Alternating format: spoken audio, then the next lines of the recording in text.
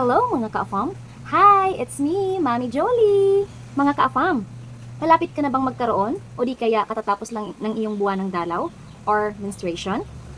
Tapos meron kang ganito? Isang malaking ganito? Pwes, meron akong solusyon dyan.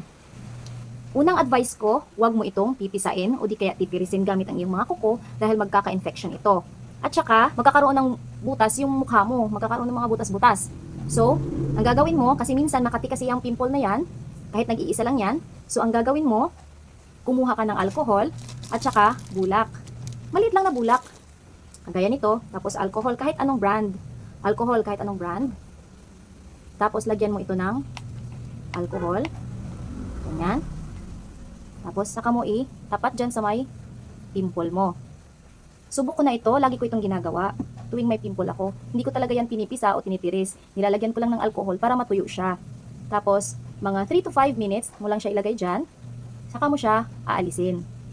Para matuyo siya. At kapag matuyo na siya, hindi na siya makati. Ang purpose lang niyan ay para lang hindi na siya makati, para hindi natin matouch ng ating mga kuko, ng ating mga maduduming kamay. So, yun lang. I hope may natutunan kayo sa akin. Please follow, share, and comment if you like this video.